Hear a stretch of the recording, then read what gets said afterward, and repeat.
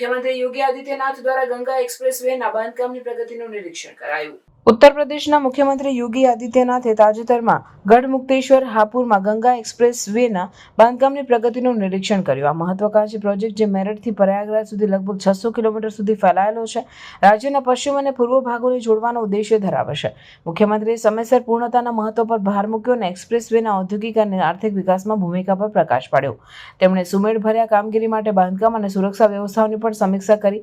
Ganga express way ઉત્તર express way industrial development authority દ્વારા વિકસાવવામાં આવી રહ્યો છે અને આ વર્ષના નવેમ્બરમાં પૂર્ણ થવાની અપેક્ષા છે. એક્સપ્રેસ વેમાં પ્રારંભિક રીતે 6 લેન હશે અને ભવિષ્યમાં 8 લેન સુધી વિસ્તરણની યોજના છે. તે ઝડપી મુસાફરો અને ડિઝાઇન કરવામાં આવ્યો છે અને ફાઇટર અને વ્યાપારી વિમાનો ઉતારવા માટેની જોગવાઈઓનો સમાવેશ થાય છે. પ્રોજેક્ટમાં જાહેર સુવિધાઓ, ટોલ પ્લાઝા અને ગંગા અને રામગંગા નદીઓ પરના પુલોનો સમાવેશ થાય છે, જે તેની વ્યાપક યોજના દર્શાવે છે.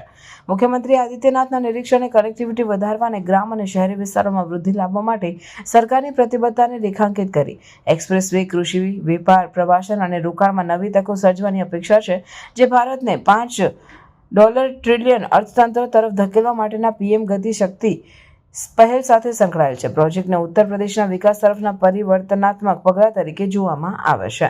મુખ્યમંત્રી ગંગા એક્સપ્રેસ વે પ્રોજેક્ટના સુમેળભર્યા આયોજન અને અમલને પણ હાઇલાઇટ કર્યું. નાના શહેરો અને ગ્રામ વિસ્તારોને મુખ્ય પ્રવાહમાં જોડવા પર ધ્યાન કેન્દ્રિત કરીને એક્સપ્રેસ વે રાજ્યના આર્થિક અને સામાજિક પ્રગતિ માટે જીવનરેખા બનવા માટે તૈયાર છે.